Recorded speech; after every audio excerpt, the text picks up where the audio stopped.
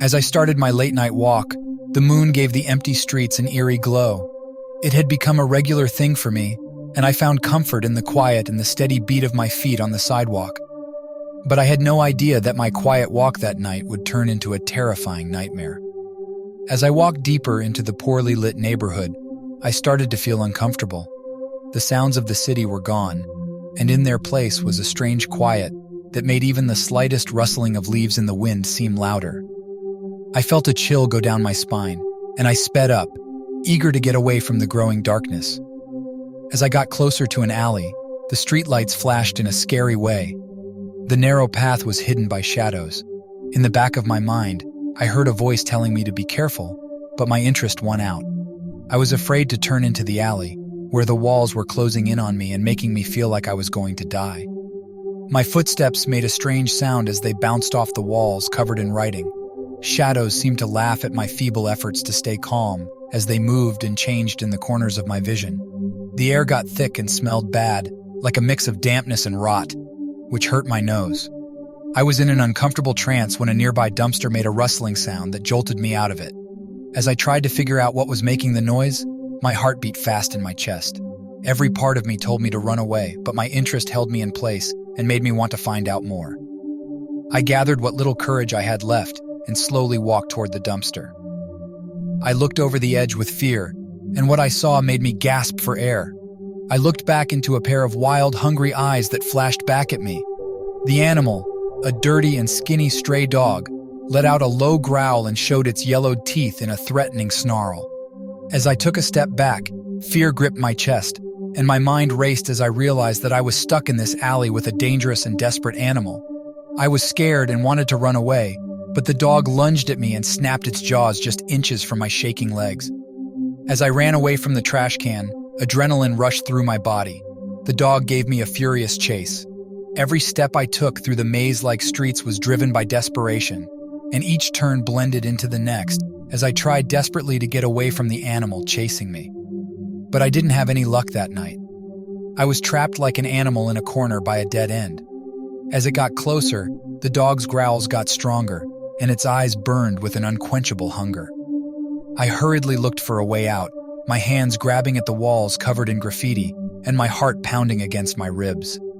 I was about to give up when I saw a broken fire escape ladder hanging dangerously from the building next door. I climbed up the ladder with my hands shaking and my heart beating faster with each step. The dog below barked angrily, and its sharp teeth were only a few inches away from where my feet were hanging. As soon as I got to the roof, my fear went away and was replaced by a sense of relief.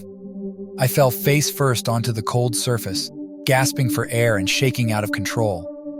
The night air was full of a sense of lingering danger, as if the dog's chase was just a warm-up for something much scarier. I took out my phone with shaky hands, and its dim light lit up my pale face.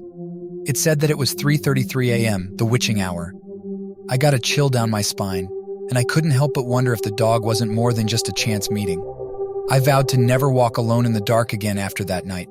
I didn't know it at the time, but the dark alleys and empty streets were hiding a dangerous truth. It was a chilling warning that even in the familiar comfort of one's own neighborhood, darkness can reveal the real terrors that lie hidden in the night.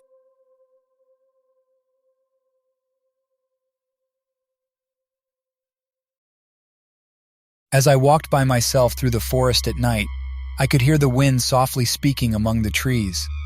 The moon, covered by a mix of clouds, sometimes shone faint rays of light on the ground of the forest. As I walked, the sound of leaves rustling beneath my feet mixed with the rhythmic chirping of nighttime animals, making a spooky symphony that echoed through the quietness. I've always been attracted to the peacefulness of nature, finding comfort in its arms. But tonight, when the darkness surrounded me, I started feeling uneasy. The faraway hoot of an owl felt more like a creepy omen than a familiar noise.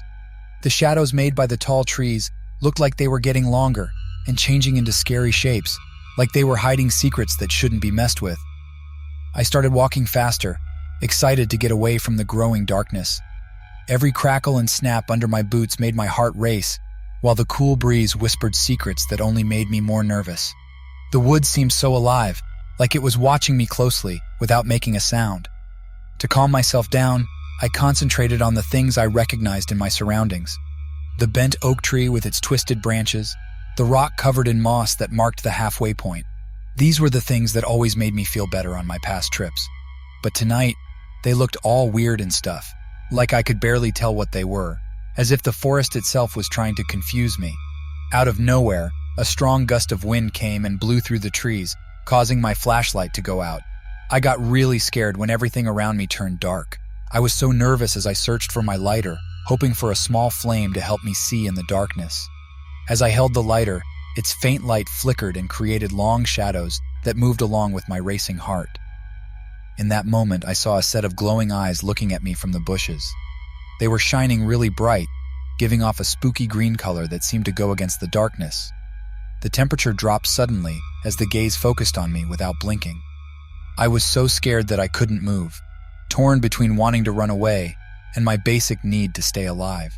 My whole body was telling me to run, to get away from the intense stare that went deep into my soul. I tried really hard to look away from the scary thing, and ran really fast through the woods because I was really scared. Branches clawed at my skin, leaving thin trails of blood in their wake. I felt a burning sensation in my lungs from all the exertion, and my legs were on the verge of collapsing. But the chase kept going, getting nearer with every desperate step.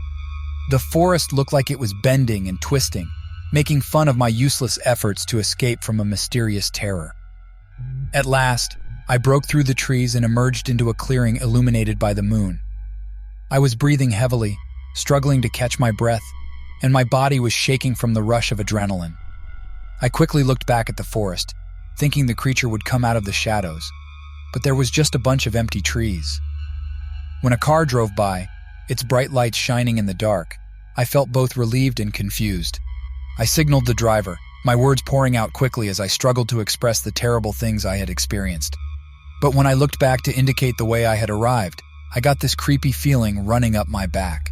The forest, which used to be scary and intimidating, now seemed calm and normal. It was like the evil presence had gone away, with no evidence of it ever being there. I started to question whether what I experienced was just something I made up in my head, influenced by the scary and intense feelings I had.